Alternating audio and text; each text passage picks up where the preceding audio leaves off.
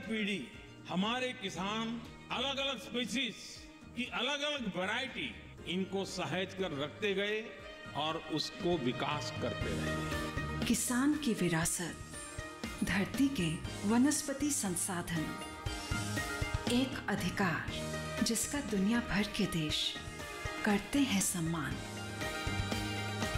आज भारत उन अधिकारों को दे रहा है नए मुकाम, ताकि और बढ़े किसानों की वंशागत किस्मों की पहचान का अभियान।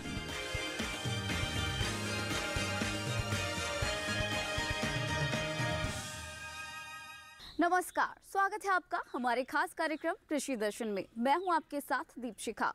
अपने इस कार्यक्रम में हम आप किसानों के लिए हमेशा की तरह नई नई जानकारियां लेकर आते हैं जो कृषि से जुड़ी हुई होती हैं, ताकि किसानों को उनकी आय में वृद्धि करने में सहायता मिल सके और इसके साथ साथ देश के विकास में भी योगदान मिल सके। तो कार्यक्रम के शुरुआत में हम बात करेंगे विज्ञान और किसान के बारे में, और उसके बाद चर्चा करेंगे कृषि स्टार्टअप को लेकर, और उसके बाद बात करेंगे फार्मिंग इंडिया के बारे में। चलिए अब बात करते हैं विज्ञान और किसान की।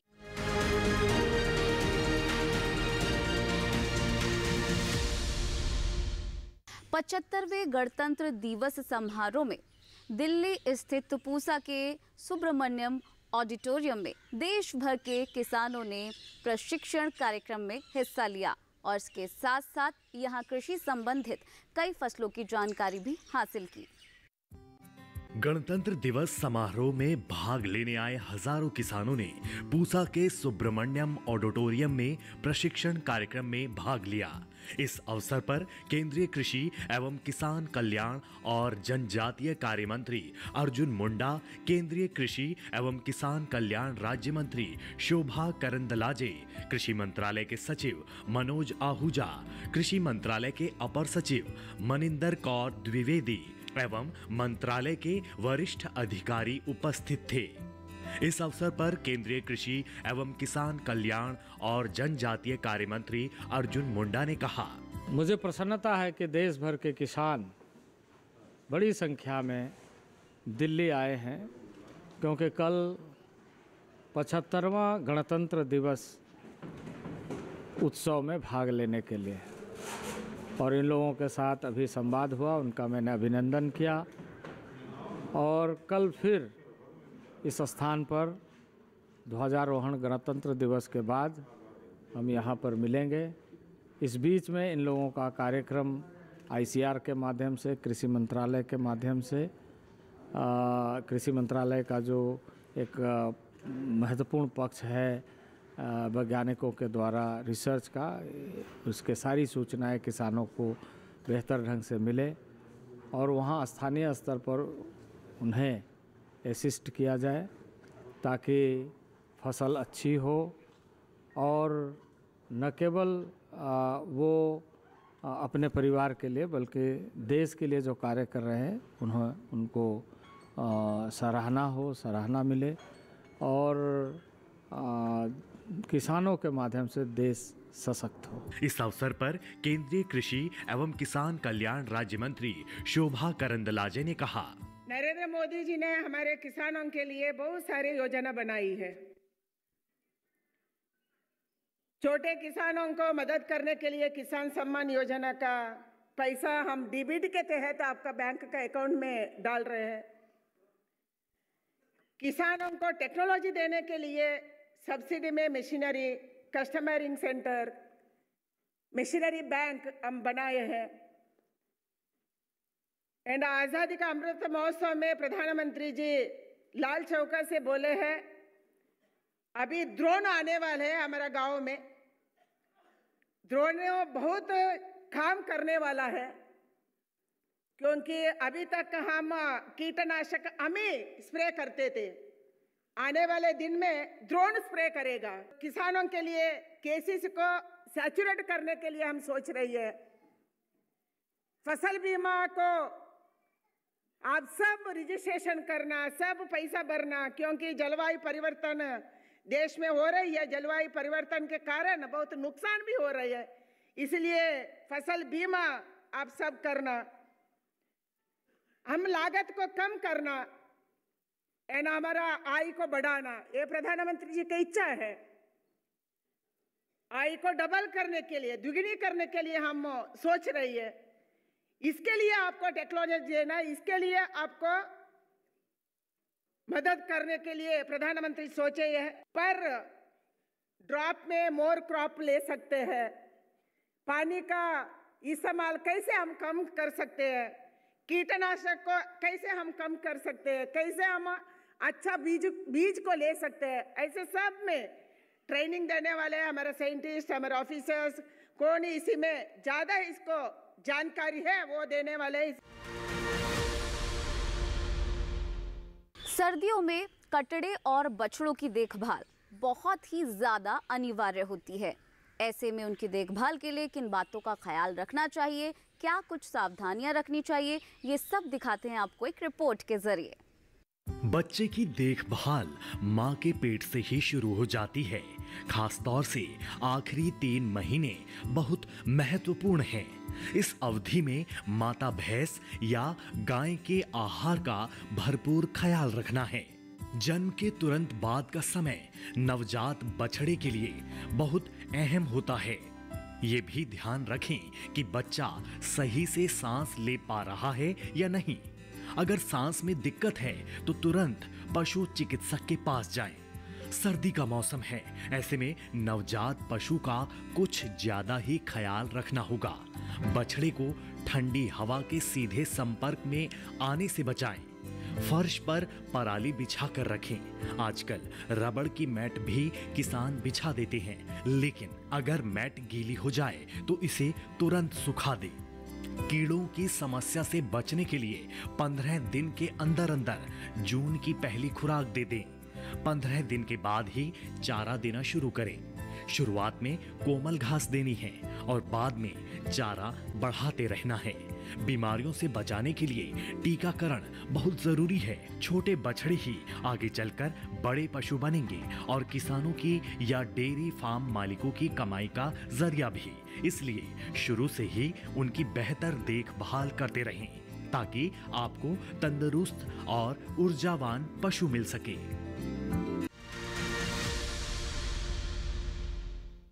तो फिलहाल वक्त हो चला है छोटे से ब्रेक का। ब्रेक के उस पार बात करेंगे कृषि स्टार्टअप को लेकर।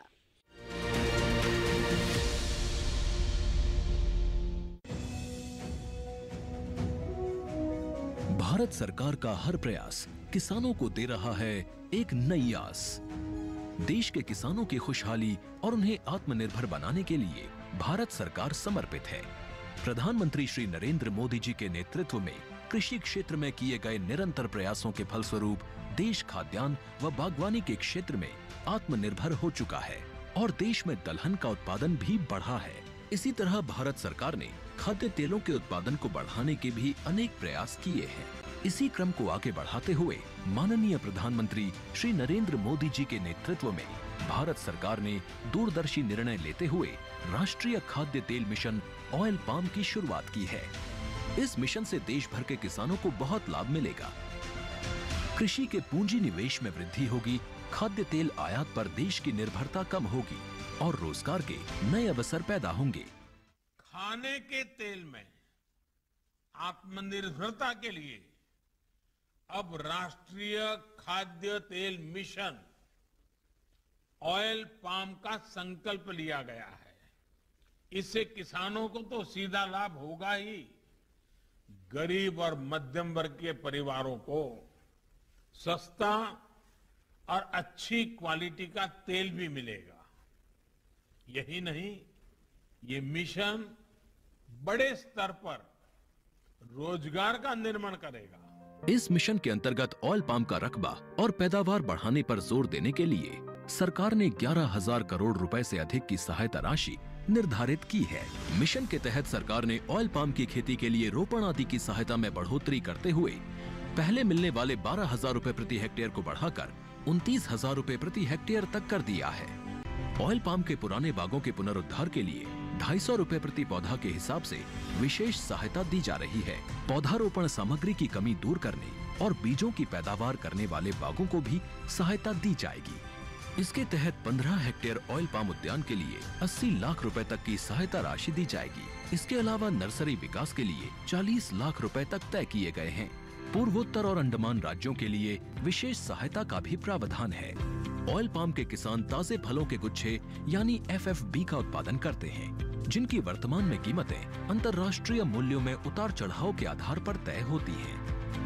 पहली बार केंद्र सरकार ताजे फलों के गुच्छे की कीमत के लिए किसानों को आश्वासन दे रही है। ये व्यवहार्यता मूल्य यानी VP कहलाएगा, यानी किसानों को कोई घाटा नहीं होने दिया जाएगा। व्यवहार्यता मूल्य VP तय करने की शुरुआत 1 नवंबर से होगी और अगले वर्ष 31 अक्टूबर तक जारी रहेगी। इसे ऑयल पाम वर्ष कहा जाएगा। इस योजना के तहत वर्ष 2025-26 तक ऑयल पाम का रकबा 6.5 लाख हेक्टेयर सृजित करने और कच्चे ऑयल पाम की पैदावार वर्ष 2025-26 तक 11.20 लाख टन पहुंचाने का लक्ष्य निर्धारित किया गया है। सरकार के इस महत्वपूर्ण निर्णय से देश में ऑयल पाम की खेती करने वाले किसानों में विश्वास पैदा होगा और वे खेती का रकबा बढ़ाएंगे। इस तरह पाम ऑयल का उत्पादन भी बढ़ेगा, जिससे किसानों की आय बढ़ेगी और ग्रामीण अर्थव्यवस्था भी सुदृढ़ होगी।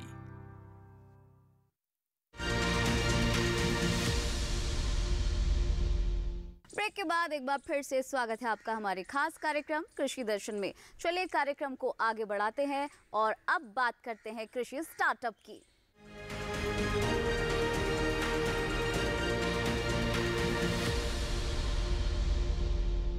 आजकल किसान कृषि स्टार्टअप को अपनाकर विकास की ओर बढ़ रहे हैं। ऐसे ही महाराष्ट्र के एक सफल किसान से आपको मिलाते हैं, जो हरे चारे को लेकर लगातार विकास कर रहे हैं और दूसरे किसानों के लिए एक उदाहरण तैयार कर रहे हैं।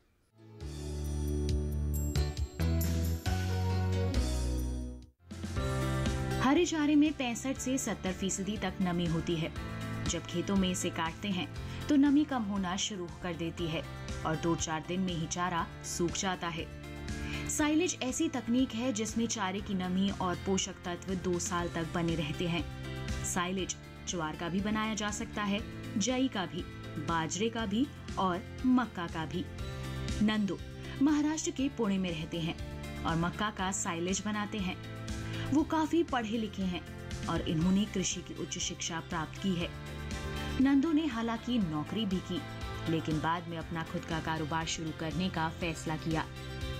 आखिरकार 2018 में इन्होंने साइलेज बनाना शुरू किया। 2018 में मैंने कुकड़ी क्रॉप साइंस प्राइवेट लिमिटेड ऐसे स्टार्टअप हमने रजिस्टर किया था। उस साइलेज यूनिट की जब भी हमने 2018 में शुरू किया था, तो शुरुआत कैसे हुआ था कि मैंने जब जॉब किया था तो जॉब के दौरान मैं पूरा इंडिया घूमता था। तो इंडिया घूमने के बाद मैंने एक चीज़ नोटिस की थी कि एनिमल हस्बेंड्री और डेयरी फार्मिंग जो है वो अभी भी हमारे यहाँ पे सेकेंडरी ऑक्यूपेशन माना जाता है। जैसे कि खेती के साथ साथ उसको हम यूज़ करते हैं, एनिमल को यूज़ करते हैं और उसका रेयरिंग करते हैं। लेकिन अगर ये चीज़ हमने एज अ प्राइमरी बिजनेस किया तो इसमें बहुत ज़्यादा फ़ायदा होता। तो उसमें हमने पहले ये आइडेंटिफाई किया कि जो एग्रीकल्चर है उसमें जो साइड बिजनेस है वो है डेयरी।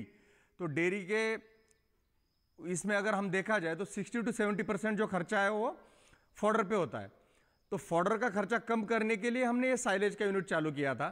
तो उसमें अभी हमको ये चीज़ रियलाइज़ हुआ है कि अगर साइलेज का फीडिंग करता है कोई भी फार्मर अपने ट्रेडिशनल को छोड़ के, तो उसमें ज़्यादा मुनाफा होता है।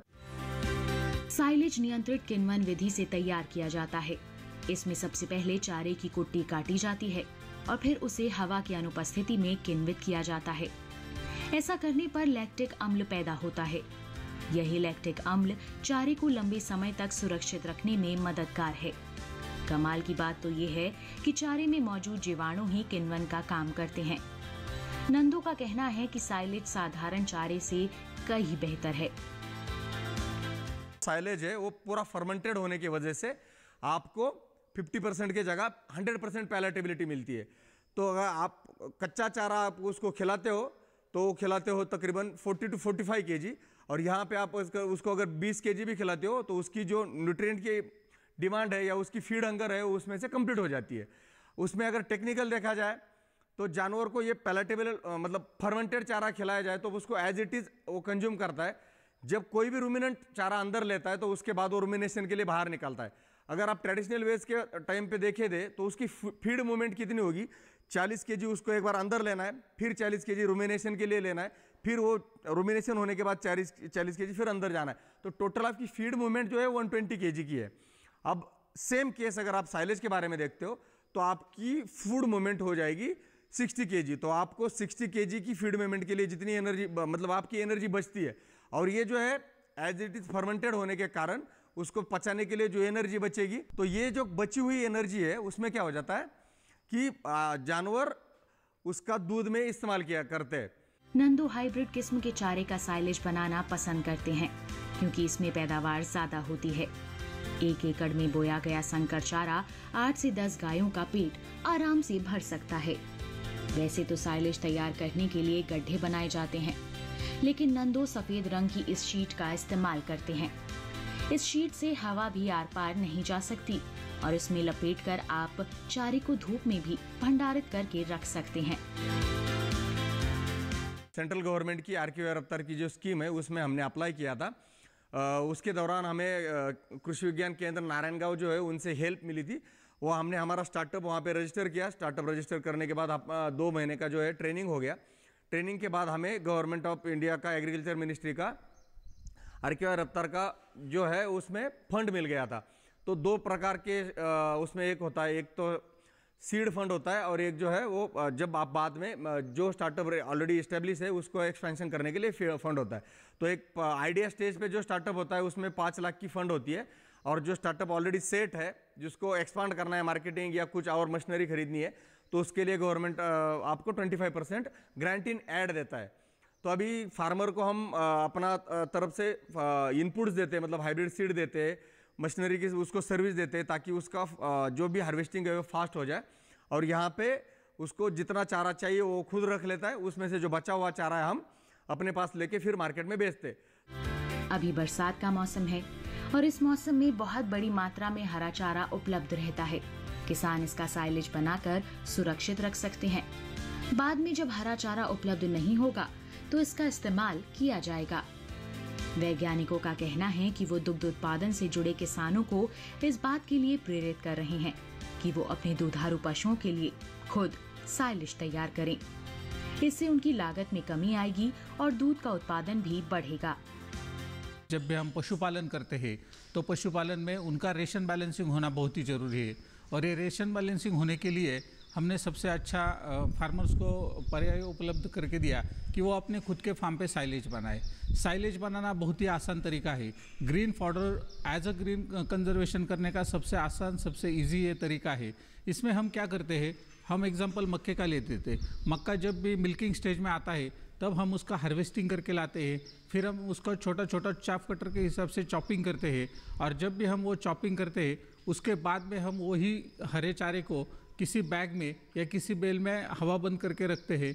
उसको एयर टाइट रखने से वो चारा ग्रीन ही रहता है। साइलेज अभी बहुत जगह पे बन रहा है। जब भी हमने केवीके के माध्यम से शुरुआत किया तो हमने ये देखा था कि फार्मर के पास पूरे साल के लिए ग्रीन फॉडर अवेलेबल नहीं है, तो वो पूरे साल के लिए ग्रीन फॉडर अवेलेबल होने के लिए हमने साइलेज का प्रमोट किया। और अभी हम देख रहे हैं कि लगभग 70-80% ऑफ डेयरी फार्मर्स सभी अभी साइलेज का यूज़ कर रहे हैं। हमारे मित्र है नैनदेव जी अतकरी जो यंग फार्मर्स है, उन्होंने इसी बात को देखते हुए उन्होंने अपना खुद का ये साइलेज प्रोडक्शन यूनिट शुरू कर दिया। नंदो की साइलेज यूनिट से किसानों को भी फायदा हो रहा है। किसान उन्हें हरा चारा बेचकर अतिरिक्त आय प्राप्त कर रहे हैं।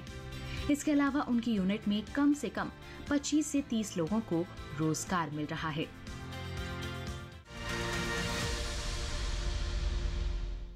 तो चलिए यहाँ रुकेंगे एक छोटे से ब्रेक के लिए। ब्रेक के उस पार बात करेंगे फार्मिंग इंडिया के बारे में।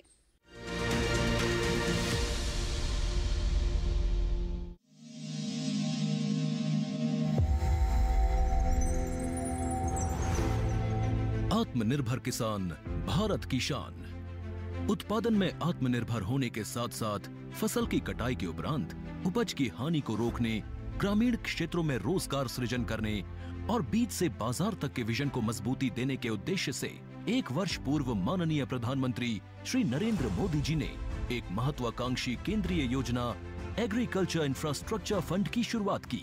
इस आधुनिक इंफ्रास्ट्रक्चर से कृषि आधारित उद्योग लगाने में एक बहुत बड़ा बदलाव आएगा और बहुत बड़ी गति आएगी। साथियों, अब हम उस स्थिति की तरफ बढ़ रहे हैं जहां गांव के कृषि उद्योगों से फूड आधारित उत्पाद शहर जाएंगे और यही तो आत्मनिर्भर भारत अभियान का संकल्प है। एग्रीकल्चर इंफ्रास्ट्रक्चर फंड से पात्र लाभार्थी गोदामों का निर्माण कर सकते हैं, छटाई या ग्रेडिंग इकाई, पैकिंग हाउस, सप्लाई चेन और कोल्ड चेन जैसी सुविधाएं या फिर प्राथमिक कृषि प्रसंस्करण केंद्र की स्थापना कर सकते हैं। इस योजना के तहत पात्र लाभार्थियों को 2 करोड़ रुपए तक के ऋण पर अधिकतम 7 वर्ष के लिए ब्याज में 3% तक की छूट दी जा रही है। ऋण पुनर्भुगतान के लिए 6 महीने से 2 वर्ष तक मोरेटोरियम की सुविधा भी उपलब्ध है। इस योजना ने अब तक सफलता की कई मिसालें कायम की हैं, जैसे कि मध्य प्रदेश के लाभार्थी श्री विपिन त्रिपाठी ने एग्रीकल्चर वेस्ट से बायोफ्यूल बनाने का इनोवेटिव प्राइमरी प्रोसेसिंग सेंटर लगाया है। लोन मिलने की वजह से हम समय पर सारी मशीनों का प्रोक्योरमेंट और सारा सिविल वर्क टाइम पे करवा पाए, जिससे ये प्रोजेक्ट को लगाना संभव हो पाया। राजस्थान के लाभार्थी श्री यशवर्धन मुंद्रा ने सॉर्टिंग एंड ग्रेडिंग यूनिट लगाकर रोजगार के अवसर पैदा किए हैं। कर्नाटक की महिला उद्यमी श्रीमती ममता वी ने प्राइमरी प्रोसेसिंग सेंटर लगाकर प्रगति की नई राह चुनी है। ಸಣ್ಣ ಪುಟ್ಟ ಉದ್ಯಮಿಗಳನ್ನ ಮತ್ತಷ್ಟು ಅಗ್ರಿಕಲ್ಚರಲ್ಲಿ ಹೆಚ್ಚು ನಾವು ಇನ್ನಷ್ಟು ಸಾಧನೆ ಮಾಡಲಿಕ್ಕೆ ಕಾರಣಕಾರಕವಾದಂತ ಈ ಅಗ್ರಿಕಲ್ಚರಲ್ ಇನ್ಫ್ರಾಸ್ಟ್ರಕ್ಚರ್ ಫಂಡ್ ಇಂದ ನಮ್ಮ ಇನ್ನಷ್ಟು ಯೋಜನೆಗಳು ಆಯೋಜನೆಗಳು ಉತ್ತಮಗೊಂಡಿದೆ। राजस्थान के लाभार्थी श्री दिनेश भट्टर ने जीरे की प्रोसेसिंग यूनिट लगाकर आसपास के ग्रामीणों को आत्मनिर्भरता प्रदान की है। महाराष्ट्र के लाभार्थी श्री अनूप कुमार मोहता ने वेयर हाउस बनाकर अन्न भंडारण को सुनिश्चित किया है। आज देश के कोने कोने से किसान, कृषि उद्यमी, किसान उत्पादक संघ, प्राथमिक कृषि सहकारी समितियां, स्वयं सहायता समूह और कृषि उपज मंडियां इस योजना का लाभ उठा रहे हैं।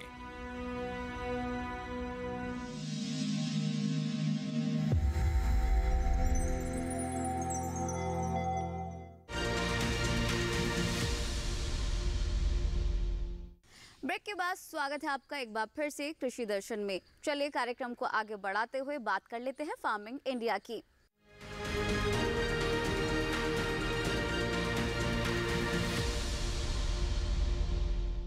यहाँ आपको बता दें कि अच्छी फसलों के लिए मिट्टी का अच्छा होना बहुत ही ज़्यादा ज़रूरी होता है। ऐसे में सरकार की तरफ से मृदा स्वास्थ्य कार्ड योजना चलाई गई है। तो क्या है ये योजना, जान लेते हैं इसके बारे में।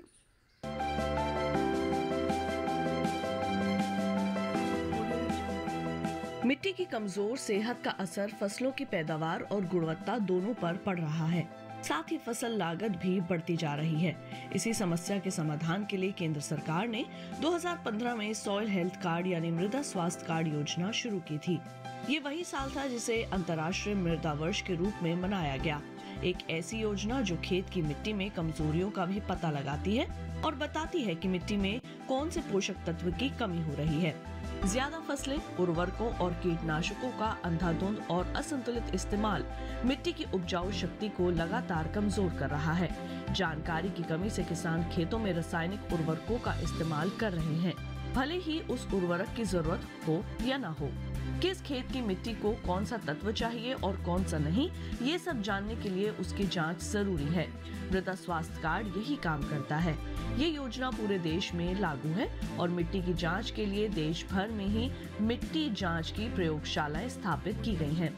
जांच के बाद मिट्टी के गुण दोष की सूची तैयार होती है और फिर किसान को ये बताया जाता है कि उन्हें खेत में कौन सा पोषक तत्व कितनी मात्रा में डालना चाहिए। परीक्षण से ये भी पता चल जाता है कि किसान को कौन सी फसल बोनी चाहिए। अगर किसान कोई और फसल बोना चाहे तो अधिकारी फिर उस फसल के हिसाब से पोषण का सुझाव देंगे। ये योजना सभी 14 करोड़ किसानों के लिए बिल्कुल मुफ्त है। फरवरी तक के आंकड़े से पता चलता है कि 2019-20 के दौरान मध्य प्रदेश, छत्तीसगढ़, गुजरात, महाराष्ट्र, पंजाब, राजस्थान, हिमाचल प्रदेश और झारखंड के अलावा कई और राज्यों में 100 के 100% किसानों को ये योजना के तहत कवर कर लिया गया है।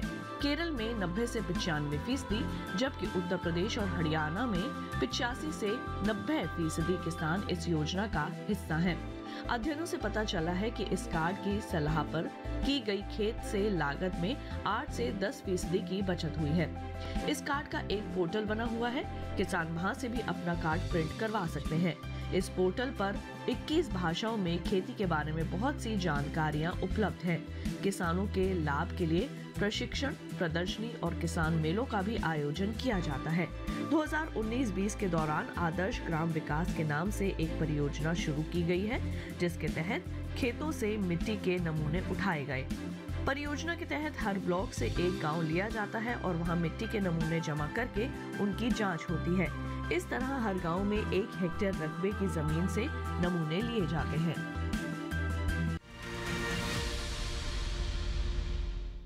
तो आज के इस खास कार्यक्रम में बस इतना ही।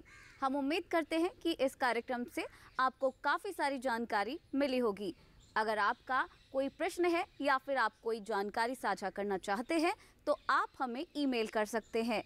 हमारी ईमेल आईडी है krishidarshan@gmail.com। इसके साथ ही आप हमें खत भी लिख सकते हैं। हमारा पता है कमरा नंबर 58, CPC, दूरदर्शन, खेलगांव, नई दिल्ली 110049। अगर आप ये कार्यक्रम एक बार फिर से देखना चाहते हैं और ये जानकारी एक बार फिर से लेना चाहते हैं तो आप आपके टेलीविजन स्क्रीन पर दिखाए जा रहे इस QR कोड को स्कैन करके DD किसान के YouTube चैनल पर जाकर कृषि दर्शन कार्यक्रम को एक बार फिर से देख सकते हैं और एक बार फिर से ये जानकारी ले सकते हैं। तो फिलहाल हमें दीजिए इजाजत। नमस्कार।